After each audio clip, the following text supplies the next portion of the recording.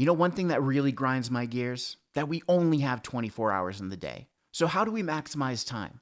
Well, that's where I've created this expert video series where I'm going to be talking to people outside of marketing that can help us grow a bigger, better biz. Here we go. So Patrick, we just had a client that had a chargeback or one of those disputed payments, not any result of what we did, but it was just because a customer, actually thought that it was a fraudulent charge and it wasn't. How can retailers and how can business owners deal with these chargebacks and disputed payments? Yeah, chargebacks unfortunately are inevitable in any type of industry. You do have customers that know exactly what they got. They received the product or the service that they knew exactly what they were getting, but they're still going to call their bank and they're going to dispute that charge that was made on their card.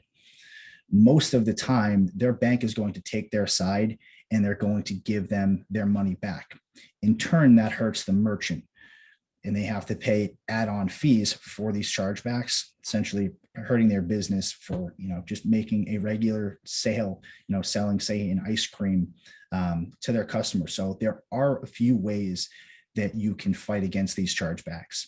The first is you want to make sure that the line item that appears on the customer's bank statement is your business name. It's not some other sort of LLC name that doesn't reflect the actual business name. So when sometimes a customer sees their that payment on their bank statement, they're not sure exactly what that is. So you want to be clear as to what the doing business as name is on their bank statement.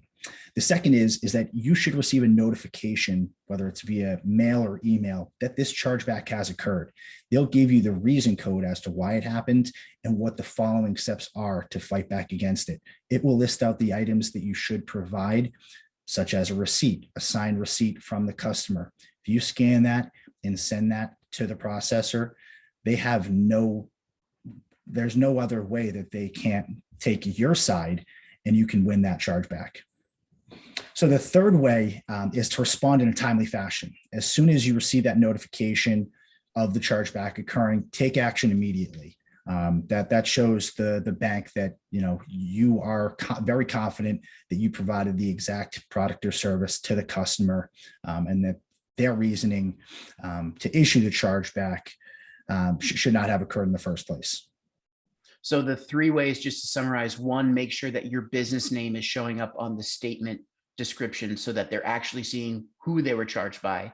Number two, keep an eye out. You should get a notification. So make sure that you're getting emails or that you're getting hard mail from your payment processor so that those disputes have happened.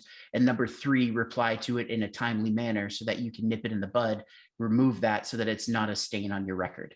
Exactly. And there you have it, a quick, easy to watch, and even easier to digest expert tip that's going to help you grow your bigger, better biz. Until next time, I'm Bryan Caplan with the Bigger, Better Biz community. Here's to your success.